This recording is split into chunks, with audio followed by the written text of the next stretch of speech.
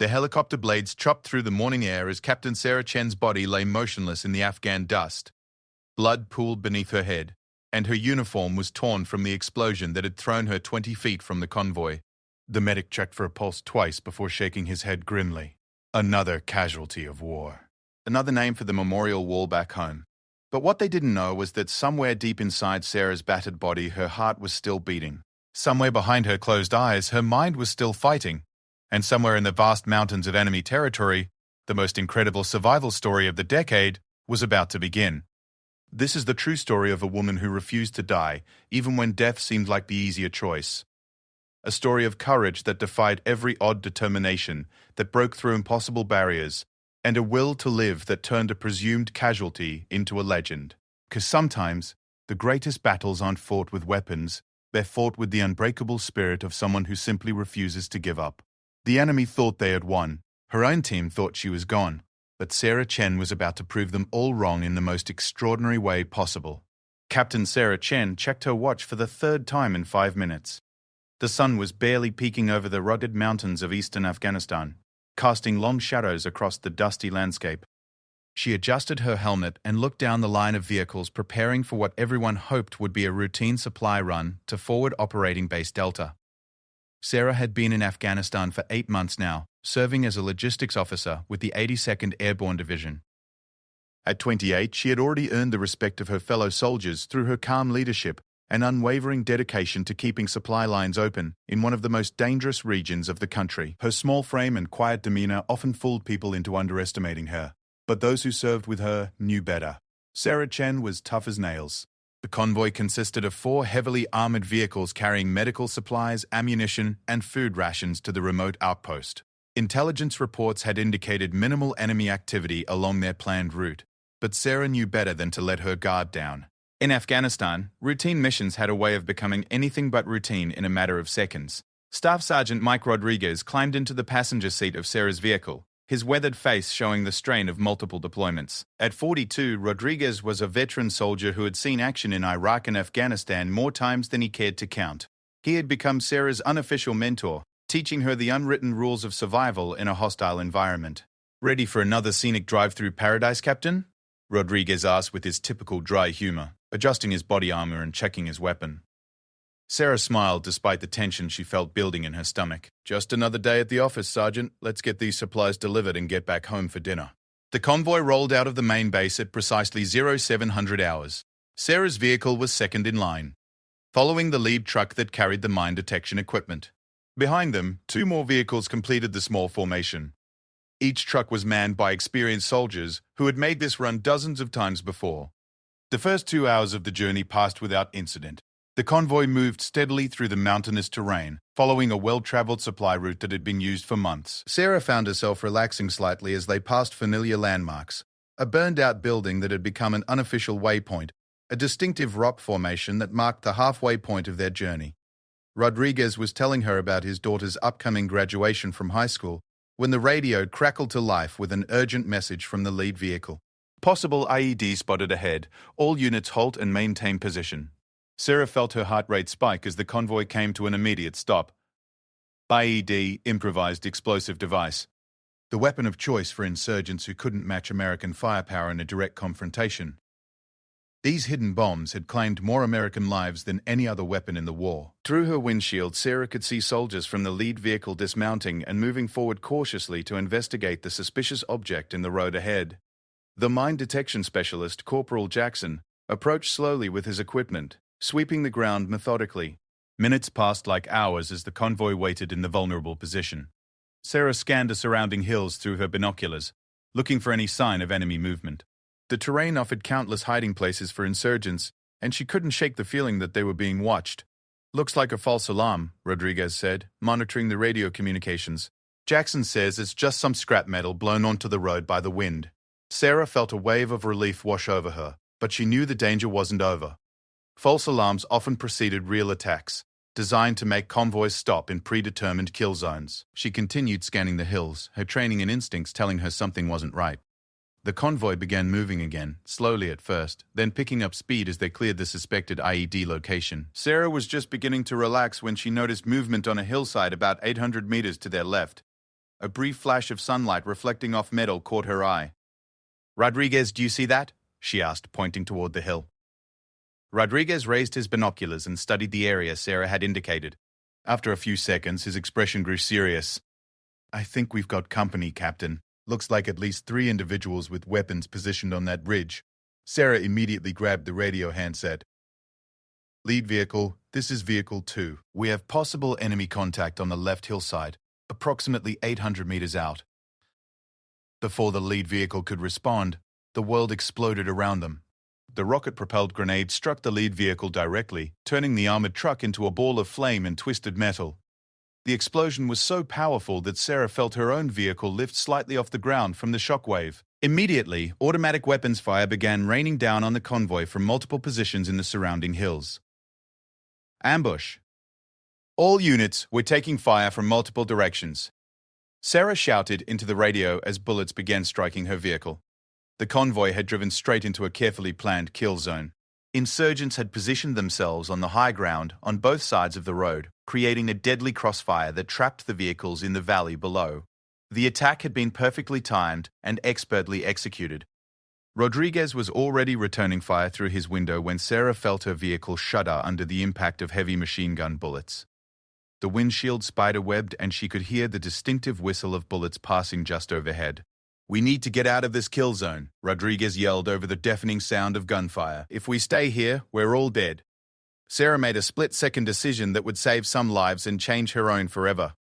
Instead of following standard protocol to remain with the vehicles and call for air support, she decided the convoy needed to move immediately to survive the concentrated fire. "All vehicles, this is Chen. We're moving forward through the kill zone.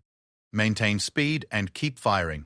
The surviving vehicles began racing forward, trying to escape the deadly crossfire. Sarah's driver, Private Williams, pressed the accelerator to the floor, while Sarah and Rodriguez continued firing at the muzzle flashes in the hills. They had almost cleared the kill zone when the second RPG struck. The explosion hit the right rear of Sarah's vehicle, sending it tumbling off the road in a spectacular crash. The armored truck rolled 3 times before coming to rest upside down in a rocky ravine 50 feet from the road. Sarah felt herself thrown against the roof of the overturned vehicle, her helmet striking the metal ceiling with tremendous force. Everything went black for several seconds before consciousness slowly returned. Her head was pounding, and she could taste blood in her mouth. The vehicle was filling with smoke, and she could hear the crackle of flames nearby. Through her dazed state, she realized that fuel was leaking from the damaged truck and could ignite at any moment. "Rodriguez!" she called out, but received no response. Looking around the destroyed interior of the vehicle, Sarah's heart sank. Rodriguez was hanging upside down in his seat, unconscious and bleeding heavily from a head wound. Private Williams was slumped over the steering wheel, clearly injured but breathing. The sound of approaching enemy voices galvanized Sarah into action. The insurgents were moving down from the hills to check for survivors and finish off anyone still alive. She had to get her men out of the vehicle before the enemy reached them or the fuel ignited. Working through her own injuries and disorientation, Sarah managed to unbuckle herself and drop to what was now the ceiling of the overturned truck. She checked Rodriguez's pulse and found it weak but steady. Williams was conscious but dazed, with what appeared to be a broken arm. "Williams, can you move?" Sarah whispered urgently. "I think so, Captain," Williams replied weakly. "My arm's messed up, but I can walk." Sarah could hear the enemy voices getting closer. They were speaking in Pashto, and though she didn't understand the language, their tone made their intentions clear. She had to make an impossible choice: attempt to save her wounded men and likely get all 3 of them killed, or leave them behind and try to escape alone. The decision was made for her when she heard the distinctive sound of an American helicopter in the distance. The cavalry was coming, but they would need someone on the ground to guide them to the crash site and provide intelligence about enemy positions. "Williams, listen to me carefully," Sarah said, fighting through the pain in her head. "I'm going to try to reach higher ground and signal the helicopter. Stay with Rodriguez and keep him breathing. If the enemy gets too close, play dead. Do you understand?" Williams nodded, though Sarah could see the fear in his eyes. They both knew that capture by insurgents usually meant torture and execution, often broadcast on the internet for propaganda purposes. Sarah checked her weapon and gathered what ammunition she could carry. Her radio had been damaged in the crash, but she still had her emergency beacon and signal mirror. If she could reach a position where the helicopter could see her, she might be able to guide them to the crash site. The last thing Sarah saw before climbing out of the wreckage was Rodriguez's dog tags, which bore the picture of his daughter in her cap and gown. The graduation he had been talking about just hours earlier suddenly seemed a lifetime away. As Sarah emerged from the destroyed vehicle, she could see enemy fighters about 200 meters away, moving systematically down the hillside toward the crash site. She had minutes, maybe less, before they arrived. The helicopter was getting closer, but it was still searching for the exact location of the downed vehicle. Sarah knew she had to reach higher ground to signal them effectively, but doing so would expose her to enemy fire. Taking a deep breath, Sarah began climbing up the rocky slope above the crash site, using every bit of cover she could find. Behind her, the voices of the enemy grew louder as they approached the wreckage. Ahead of her lay uncertain terrain and an unknown number of hostile fighters. What Sarah didn't know was that this was just the beginning of an ordeal that would test every limit of human endurance and determination. The next 5 days would push her far beyond anything she had experienced in military training or combat operations. But in that moment, climbing desperately up a rocky hillside with enemy fighters closing in behind her, Captain Sarah Chen was focused on just one thing: staying alive long enough to help save her men and complete her mission. The war had just become very personal. Sarah's lungs burned as she scrambled up the rocky slope, her boots struggling to find purchase on the loose stones and jagged outcroppings. Behind her, the voices of the insurgents grew louder and more urgent as they discovered the crashed vehicle. She could hear them shouting to each other in rapid Pashto, coordinating their search for survivors. The helicopter was circling overhead now, but the pilots couldn't see through the thick black smoke rising from the burning wreckage. Sarah needed to reach a position where she could signal them without exposing herself to the enemy fighters below. Every step up the hillside took her further from her wounded men, but she knew it was their only chance for rescue. A burst of automatic gunfire erupted from below, followed by angry shouts. Sarah's heart clenched as she realized the enemy had found Rodriguez and Williams. She forced herself to keep climbing, fighting against every instinct that told her to go back and help her men. The logical part of her mind knew that returning would only result in 3 deaths instead of 2, but logic provided little comfort to the guilt that was already eating at her soul. Sarah reached a small ledge about halfway up the hillside and pulled out her signal mirror. The helicopter was making another pass, searching methodically for signs of life. She angled the mirror to catch the morning sunlight and began flashing the emergency signal pattern she had memorized years earlier in survival training. The reflection caught the attention of the crew chief, who pointed in her direction. Sarah felt a surge of hope as the helicopter began moving toward her position, but that hope quickly turned to terror as enemy fighters below spotted the aircraft's new heading and began firing at both the helicopter and her position. Bullets ricocheted off the rocks around Sarah as she pressed herself against the cliff face.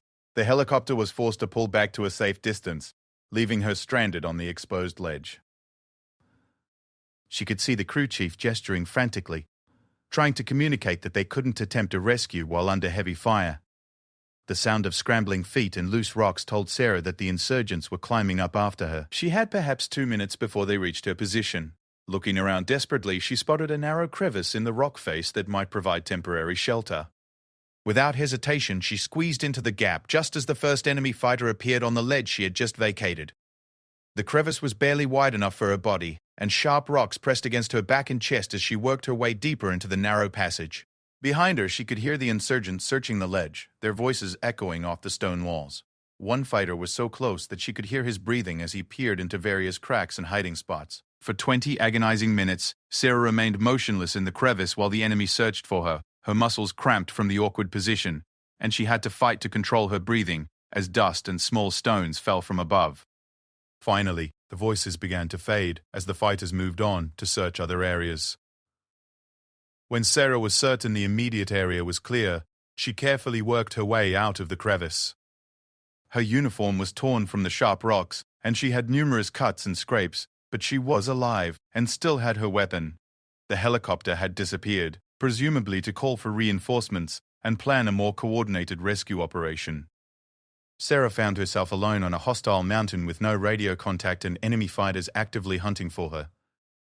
Her training kicked in as she assessed her situation. She had approximately half a magazine of ammunition, 1 water bottle, and minimal survival gear. The enemy controlled the lower elevations and likely had superior numbers and local knowledge of the terrain. But Sarah also had advantages. She was highly trained in survival techniques. She was smaller and more agile than most of the fighters, and she had the motivation of a soldier who refused to give up. Most importantly, she knew that American forces would not abandon the search for survivors. She just had to stay alive long enough for help to arrive. The first priority was finding water and shelter. Sarah began working her way along the hillside, staying below the ridgeline to avoid being silhouetted against the sky. The terrain was brutal. Loose rocks, steep cliffs, and treacherous footing that made every step a calculated risk. But it was terrain that could hide a careful person from larger groups of searchers. As the day wore on, Sarah could hear enemy patrols moving through the valleys below. They were conducting a systematic search, checking every cave and crevice for signs of the missing American soldier. Sarah realized with growing dread that this was not a random patrol that had ambushed her convoy. This was a coordinated operation by fighters who knew the terrain intimately and had planned their attack carefully. By late afternoon, Sarah's water was running low, and she had not found any natural sources. The high altitude and thin air made physical exertion even more difficult, and she could feel her strength beginning to fade. She needed to find water soon or risk dehydration, which would quickly lead to impaired judgment and physical collapse. Just before sunset, Sarah spotted what appeared to be a small stream flowing down from the higher elevations. It meant leaving her current hiding place and exposing herself to possible observation, but she had no choice. Dehydration was a more immediate threat than enemy contact. Moving carefully from rock to rock, Sarah made her way toward the sound of running water. The stream was small but clear, flowing from snowmelt in the peaks above. She filled her water bottle and drank deeply, feeling her body immediately respond to the life-giving liquid. As she knelt by the stream, Sarah heard the sound that chilled her blood, the baying of dogs. The enemy had brought in tracker dogs to hunt for her scent. Her military training had covered this scenario, but experiencing it in reality was far more terrifying than any classroom exercise. Dogs could follow a scent trail that was hours old and could track a person across terrain where human trackers would lose the trail. Sarah's only advantage was that she was upwind from the dogs, giving her time to react before they detected her presence. Without hesitation, Sarah waded into the stream and began moving upstream, letting the cold mountain water wash away her scent trail. The water was shockingly cold and her boots filled immediately, making every step treacherous on the slippery rocks. But she knew it was her best chance of breaking the scent trail and throwing off the tracking dogs. For over an hour, Sarah followed the stream as it wound higher into the mountains.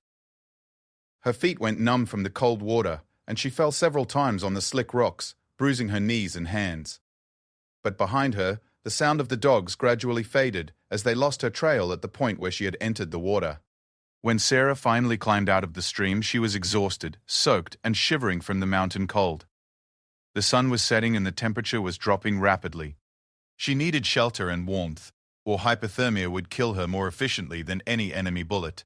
Sarah found a small overhang in the rocks that provided some protection from the wind. She changed out of her wet uniform and into the spare clothing from her survival kit, then used branches and pine needles to create insulation between her body and the cold ground. As darkness fell over the mountains, Sarah huddled in her makeshift shelter and tried to plan her next move. The enemy search parties would resume at first light, probably with more dogs and additional personnel. She needed to put more distance between herself and the crash site, but moving at night in unfamiliar terrain was extremely dangerous. The sound of helicopters in the distance told her that American forces were still searching, but they were clearly having difficulty locating her position. Without her radio, she had no way to communicate her location or status to friendly forces.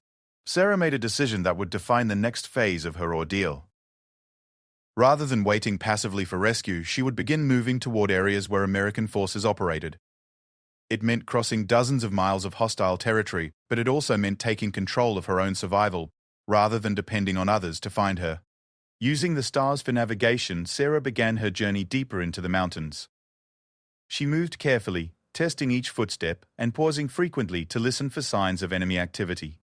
The night was eerily quiet except for the distant sound of helicopters and the occasional burst of radio chatter from enemy positions. What Sarah didn't know was that her convoy had been reported as completely destroyed with no survivors. According to official reports, Captain Sarah Chen was missing in action and presumed dead.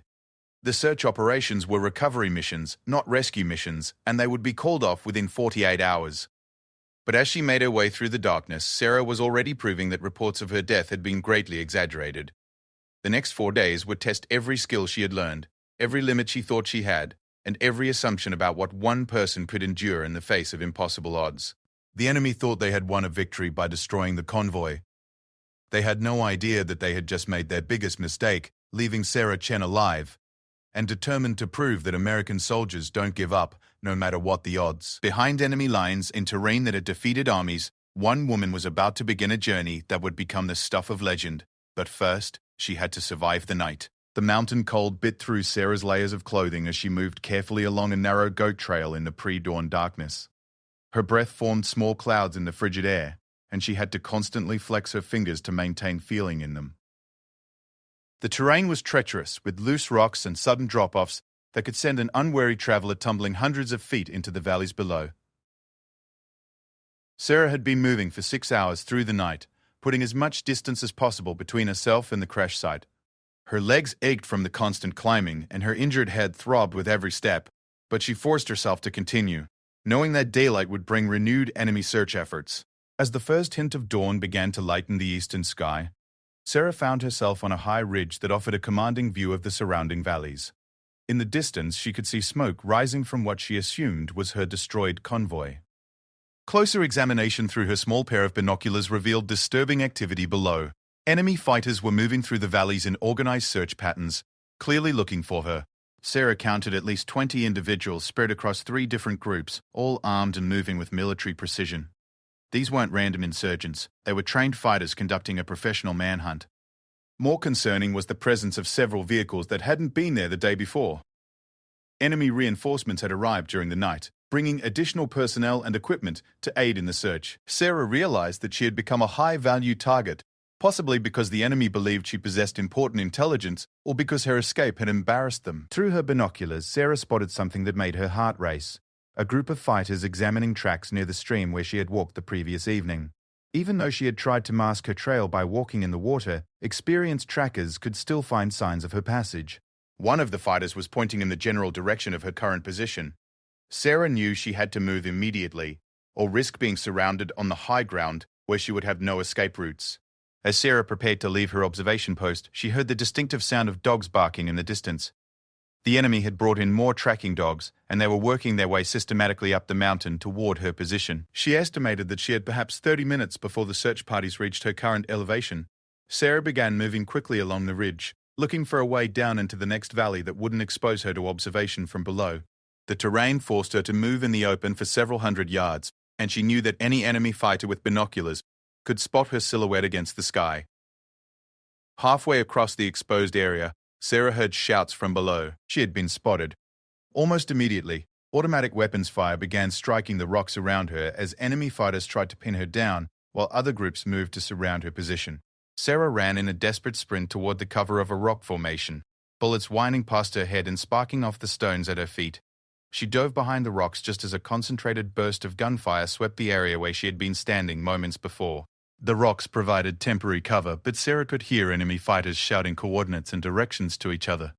They were moving to surround her position, and she would soon be trapped with no way out. She needed to break contact and reach terrain where her smaller size and agility could give her an advantage over larger groups of fighters. Looking over the backside of her rock shelter, Sarah spotted a steep ravine that dropped down toward a tree line in the valley below. It was an extremely dangerous descent. Loose rocks, near vertical drops, and the constant risk of starting a rock slide that would announce her position to every enemy fighter in the area. But it was her only option. Sarah began her descent into the ravine just as the first enemy fighters reached the ridge above her. Bullets ricocheted off the rocks around her as she half climbed, half fell down the treacherous slope. Loose stones scattered with every movement, and she had to grab desperately at small bushes and rock ledges to control her descent. 20 feet down the ravine, Sarah's hands slipped on a loose rock, and she tumbled uncontrollably for several yards before crashing into a small ledge. The impact knocked the wind out of her and reopened the head wound she had sustained in the vehicle crash. Blood began flowing down her face again, but she forced herself to keep moving. The sound of the enemy fighters above grew more distant as Sarah continued her dangerous descent. They were apparently unwilling to follow her down the unstable slope, choosing instead to try to intercept her at the bottom of the ravine. This gave Sarah a temporary advantage, but she knew it wouldn't last long. After an exhausting 30-minute climb down the ravine, Sarah reached the tree line. Her hands were cut and bleeding from grabbing sharp rocks, and her uniform was torn in several places. But she was alive and had temporarily escaped the immediate pursuit. The forest provided blessed cover from enemy observation, but Sarah knew it could also hide ambush positions. She moved carefully through the trees, stopping frequently to listen for sounds of human activity.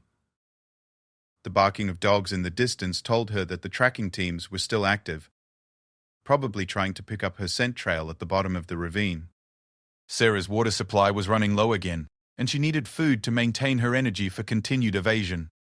Her survival training had covered foraging for edible plants, but she was in an unfamiliar ecosystem where making the wrong choice could be fatal. She found a small stream running through the forest and refilled her water bottle, adding purification tablets from her survival kit.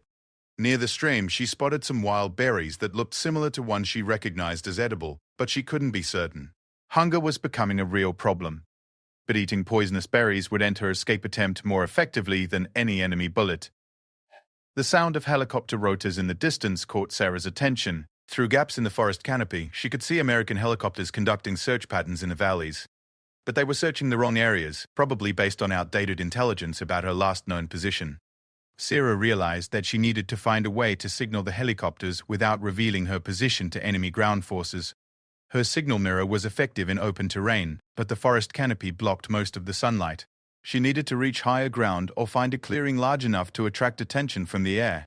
Moving deeper into the forest, Sarah began looking for game trails or paths that might lead to clearings or meadows. The terrain continued to be difficult, with thick underbrush and fallen trees that forced her to move slowly to avoid making noise that could attract attention.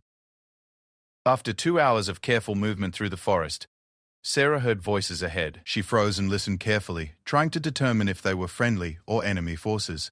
The language was definitely Pashto, and the tone suggested they were conducting a search operation. Sarah carefully climbed a large tree to get a better view of the situation ahead. Through the branches, she could see a group of 6 enemy fighters moving through the forest in a line formation, checking potential hiding places and looking for signs of her passage. The fighters were well equipped and moved with military discipline. Sarah realized that these weren't local insurgents but trained fighters, possibly foreign volunteers or special operations personnel. They carried modern weapons and communication equipment, and their search techniques were professional and systematic. More disturbing was the fact that they seemed to know where they were going. This wasn't a random search, but a deliberate movement toward a specific objective. Sarah began to suspect that they had intelligence about her movements or had correctly predicted her likely escape routes. From her position in the tree, Sarah could see that the enemy patrol was moving toward a narrow valley that she had planned to cross to reach higher ground. If she continued on her planned route, she would walk directly into their ambush. She needed to find an alternative path that would avoid enemy contact while still moving her toward friendly territory. Sarah waited in the tree for over an hour until the enemy patrol had passed completely through the area. Then she carefully climbed down and began moving in a different direction, away from the valley, and toward a more difficult route through the mountains. The new route would take her through terrain that was even more challenging, but it would also be less likely to be watched by enemy forces. Sarah was betting that her superior physical conditioning and survival training would allow her to navigate terrain that larger groups of fighters would avoid. As afternoon turned to evening, Sarah realized that she had been awake and moving for almost 36 hours straight. Fatigue was becoming a serious problem that could lead to mistakes or poor judgment. She needed rest, but she also needed to continue putting distance between herself and the search parties. Sarah found a small cave hidden by fallen rocks and thick vegetation. It was barely large enough for her to lie down, but it provided concealment from ground observation and sun protection from the increasingly cold mountain air. Before settling in for a few hours of rest, Sarah took inventory of her remaining supplies.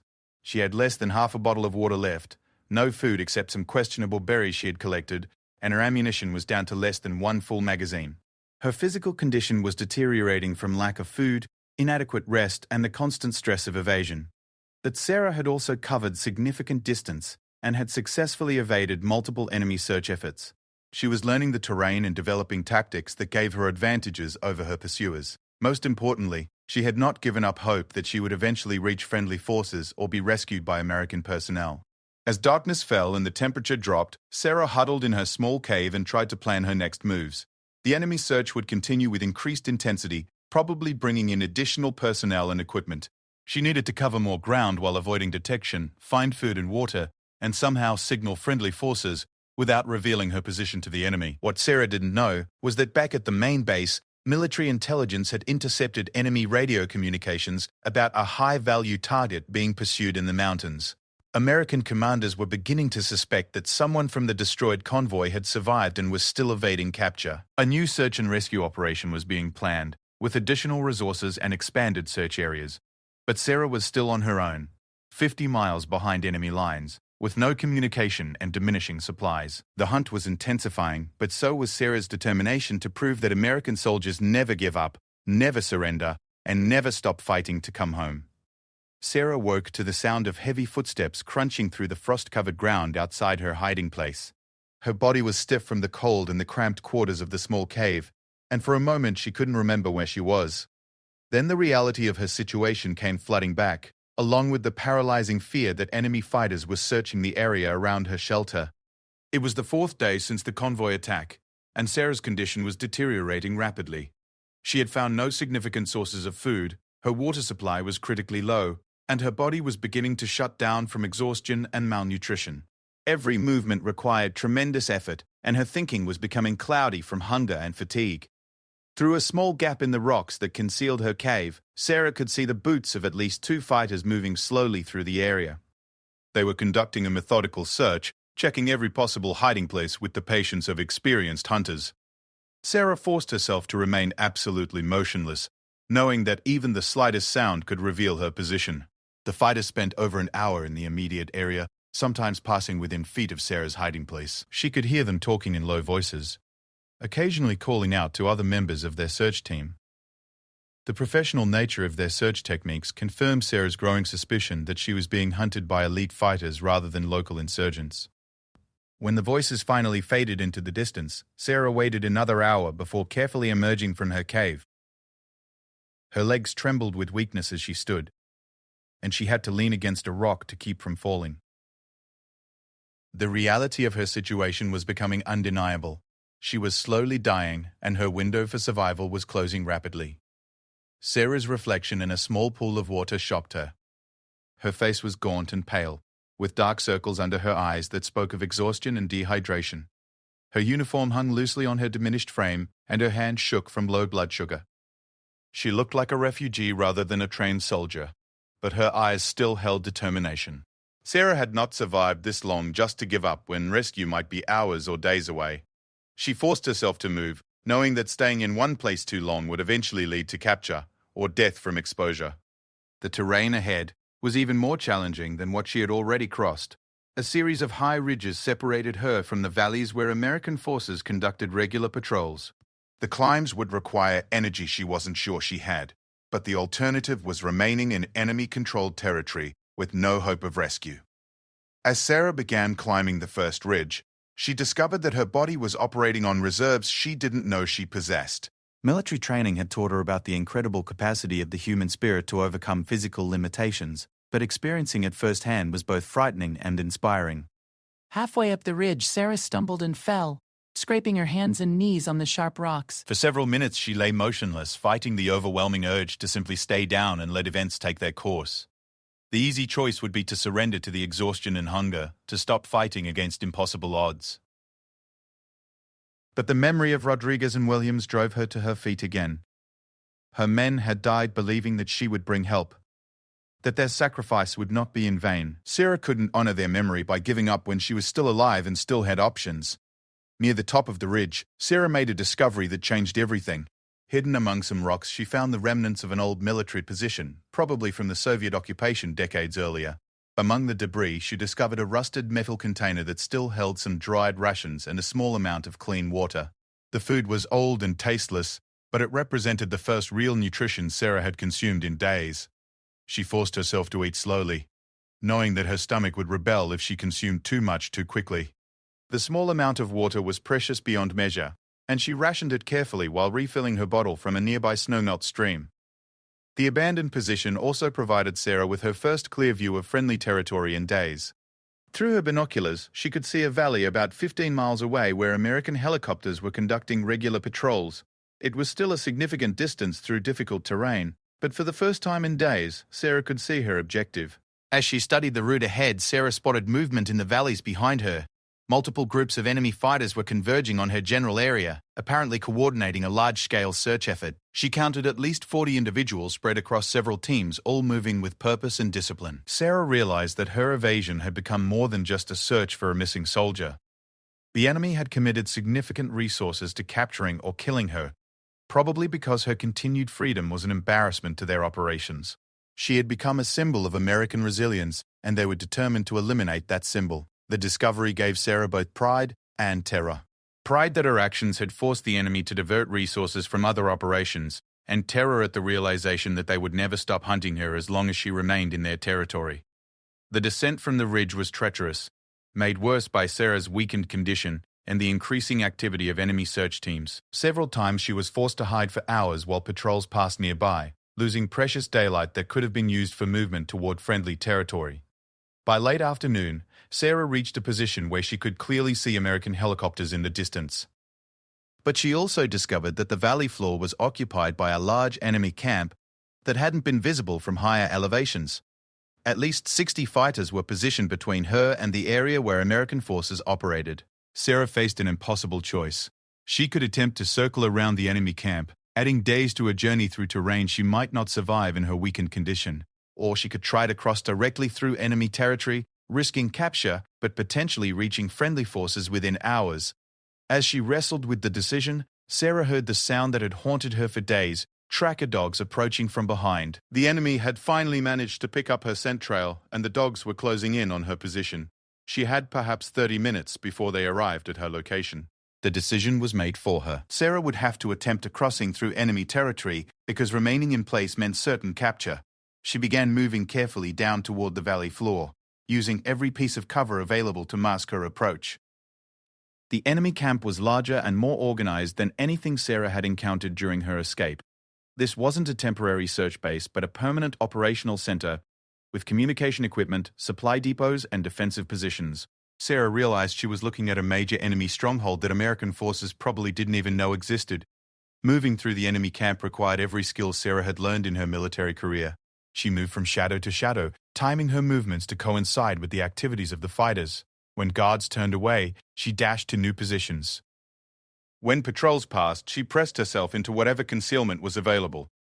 The most dangerous moment came when Sarah had to cross an open area with no cover for 50 yards. She waited until most of the fighters were distracted by a meal preparation, then sprinted across the opening, with a heart pounding so hard she was certain the enemy could hear it. Reaching the far side of the enemy camp, Sarah allowed herself a moment of hope. She could see American helicopter landing zones in the distance and radio towers that indicated a significant friendly presence. But she also realized that her ordeal was far from over. Behind her, the sound of shouting and running feet indicated that her passage through the camp had been discovered.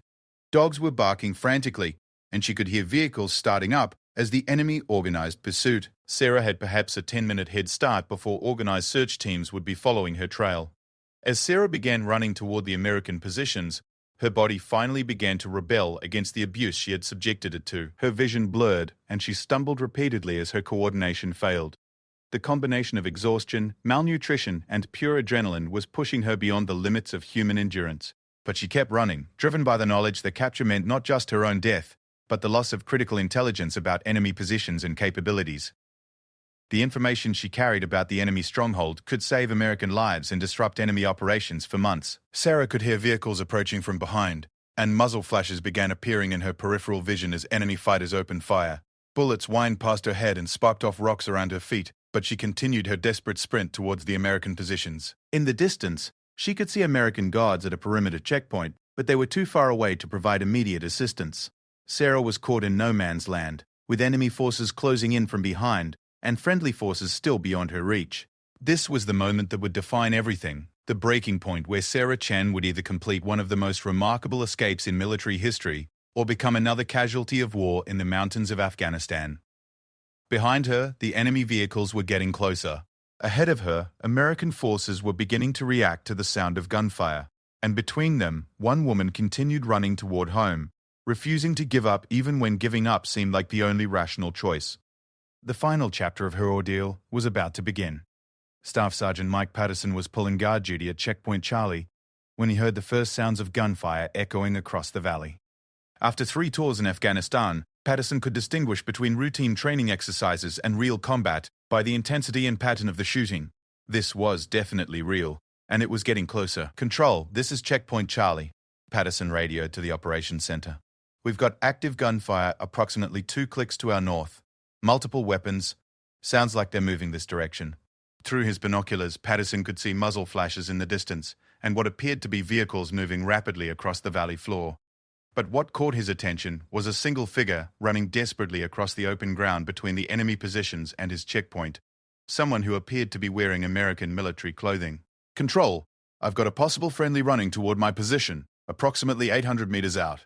Individual appears to be under fire from pursuing vehicles." The response from headquarters was immediate and urgent. "Patterson, maintain your position and provide cover fire if necessary. QRF is en route to your location." Patterson watched through his scope as the running figure stumbled and fell, then struggled back to their feet and continued the desperate sprint toward safety. Enemy vehicles were closing rapidly, and Patterson could see the dust clouds kicked up by their tires as they bounced across the rough terrain. At 600 meters, Patterson could make out more details about the approaching figure. Small build, military uniform, carrying what appeared to be an M4 rifle.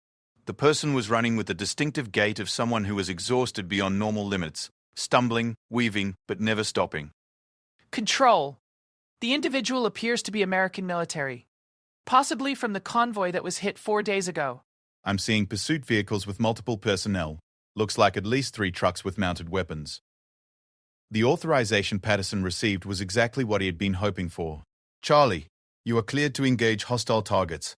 Protect that runner at all costs." Patterson began laying down suppressive fire at the pursuing vehicles, his shots carefully aimed to force them to take cover rather than continue their pursuit. The .50 caliber machine gun mounted at his position had the range and power to disable the vehicles, but Patterson was careful to avoid hitting the American who was still running between his position and the enemy. Other American positions around the perimeter began engaging the enemy vehicles as soon as they had clear shots.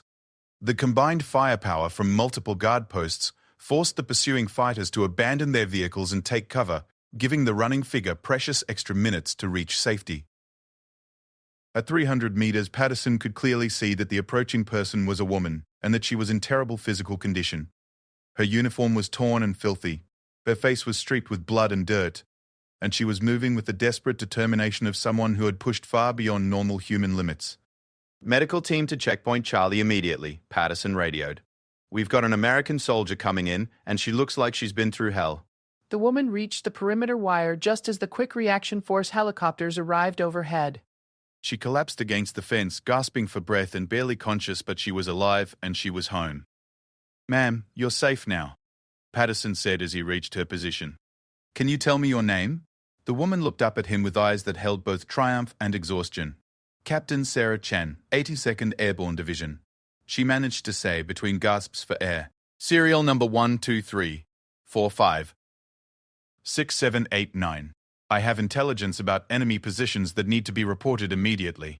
Even in her condition, Sarah's first thought was completing her mission and providing information that could help other American soldiers. Patterson had served with many brave soldiers during his career, but he had never seen anyone display the level of determination that was evident in this woman's refusal to give up.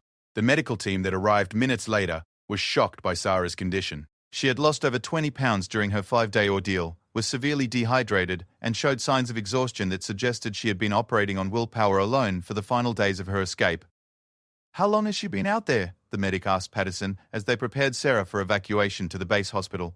"According to headquarters, her convoy was hit 5 days ago with no survivors reported," Patterson replied. "If this is really Captain Chen, then she's been evading enemy forces for 5 days with no support and no communication."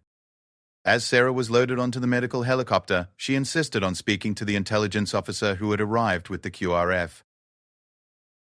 Despite her condition, she provided detailed information about enemy positions, the large camp she had observed, and the organization and equipment of the forces that had been hunting her.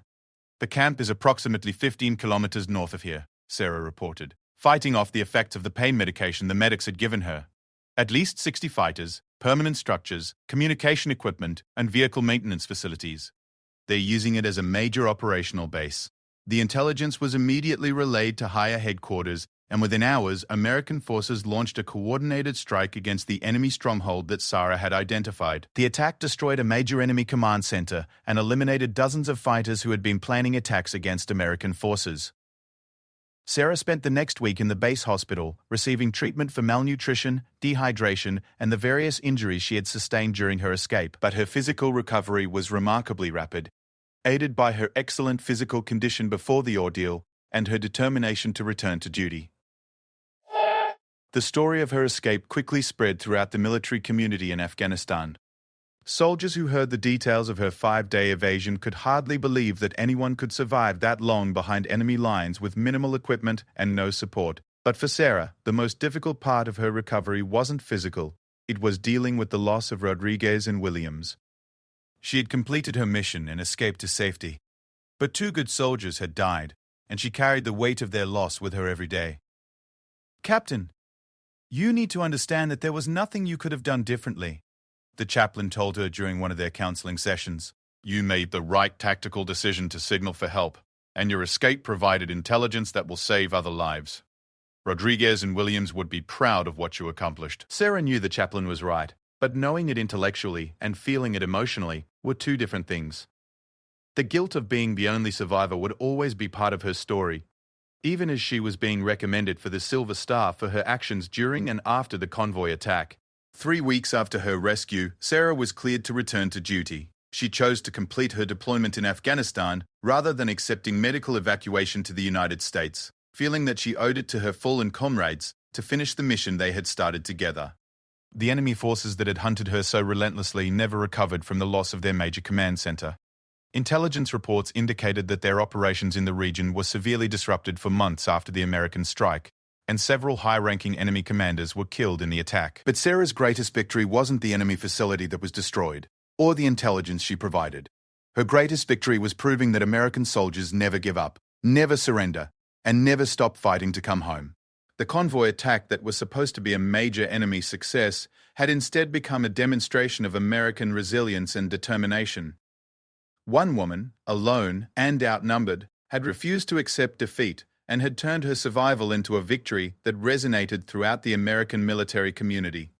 When Sarah finally returned home to the United States 6 months later, she was met at the airport by Rodriguez's daughter, who was wearing her father's dog tags and her cap and gown from the graduation he had missed. The young woman hugged Sarah and told her that her father would have been proud to serve with someone who never gave up. "He always said that the mission comes first," Rodriguez's daughter told Sarah. "But he also said that bringing everyone home was part of the mission. You brought him home in the way that mattered most, by making sure his sacrifice meant something." Sarah went on to serve 20 more years in the military, eventually retiring as a colonel.